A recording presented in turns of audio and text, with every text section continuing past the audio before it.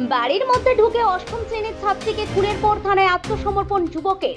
ঘটনার জেরে উত্তপ্ত মালদাহের হবিবপুর। অভিযুক্তের ফাঁসির দাবিতে পথ অবরোধ, রাস্তায় টায়ার জ্বালিয়ে বিক্ষোভ পরিবার পরিজন গ্রামবাসী।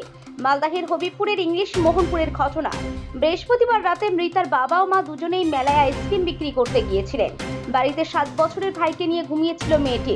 সেই সময় প্রতিবেশী গ্রামের যুবক চন্দন সিংহ বাড়িতে গিয়ে মেয়েটিকে গলা টিপে খুন করে বলে অভিযোগ। ঘটনাকে ঘিরে উত্তেজনা গ্রামে।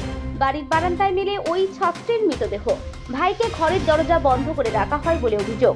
মালদার নালাগোলা রাজ্য সড়কের বুলবুলচন্ডী হাসপাতাল মোড় এলাকায় এই অবরোধ তুলতে হবিবপুর থানার আইসির নেতৃত্বে বিশাল পুলিশ বাহিনী।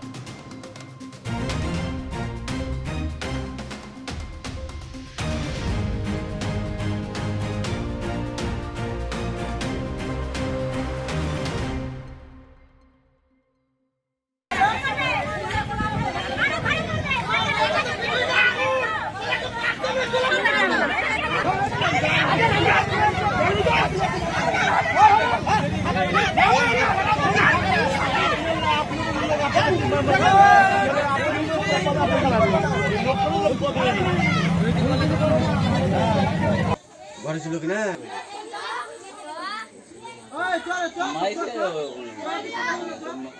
এইখানে খুলে দিয়েছিল তো।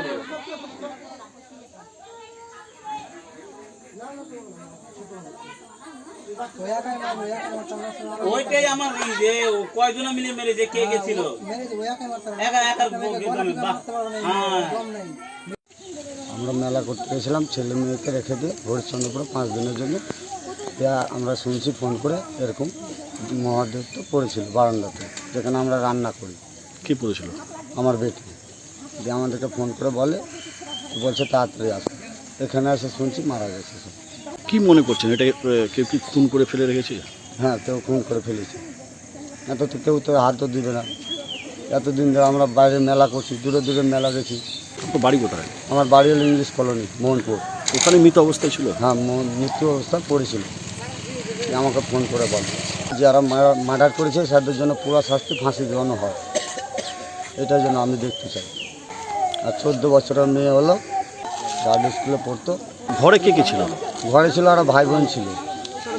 তো ওকে, ওর ভাইকে শিকলি লাগিয়ে দিয়ে ওর বোনকে ঘর থেকে টেনে খুন করে ফেলেছে। কোথায়? আমাদের বারান্দাতে। মুখে চাপা দিয়ে হোক আর যে করে হোক খুন করে ওকে মেরেছে।